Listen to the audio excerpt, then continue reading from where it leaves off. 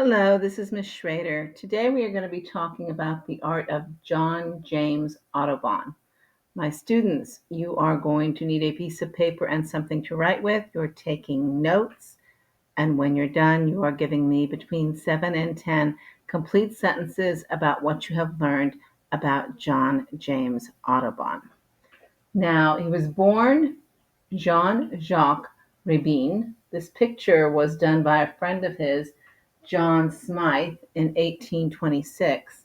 Audubon was born in 1785 in Haiti, of French ancestry, immigrated to the United States, and became extremely involved in drawing and painting life-size, life original pictures of animals. And a lot of these are now in the Smithsonian. And today, the word Audubon refers to people who particularly study birds. So the book that he is most famous for is called The Birds of America.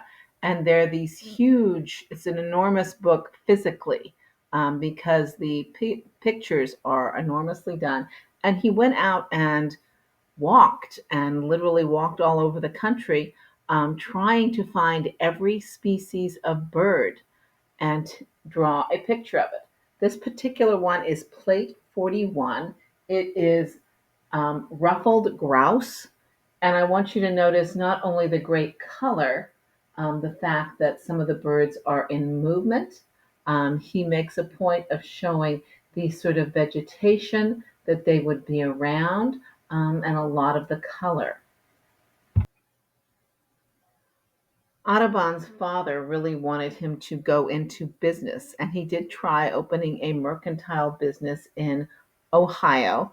But the thing was, he just really wasn't that interested in it. He preferred wandering around in the countryside, hunting and fishing, and drawing and painting animals. This particular piece is from The Birds of America, and it is showing what he referred to as a Carolina pigeon, but which today is called the mourning dove.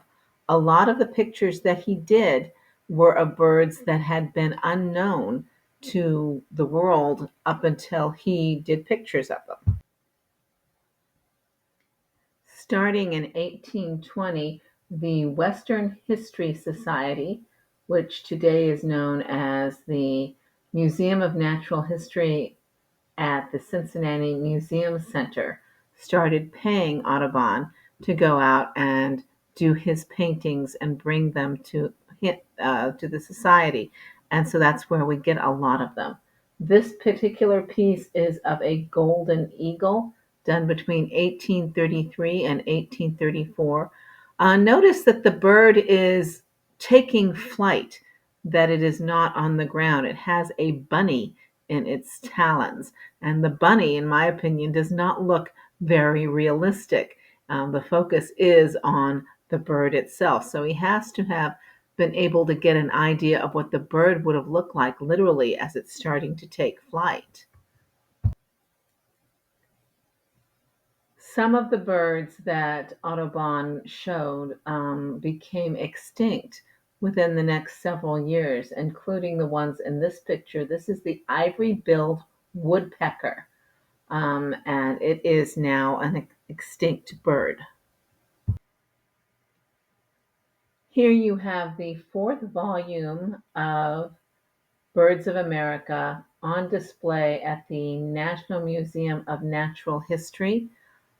Original copies of this book are selling for over $8 million.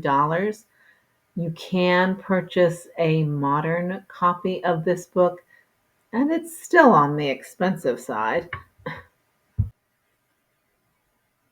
This is one of several mystery birds that Audubon drew, and they don't exactly know what it is. It's referred to as a bird of Washington, and it is actually thought that it may have been plagiarized from another book, Rees's Cyclopedia. Nobody's been able to find this exact bird, so we don't know if it ever actually existed. Audubon had a very happy married life. This is a picture of his wife, Lucy Bakewell Audubon.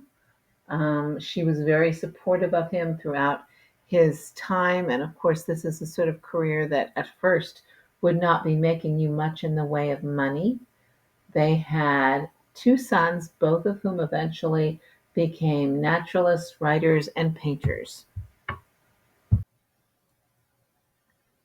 Audubon, of course, got to travel a great deal because of his work, which was something he enjoyed to a great extent.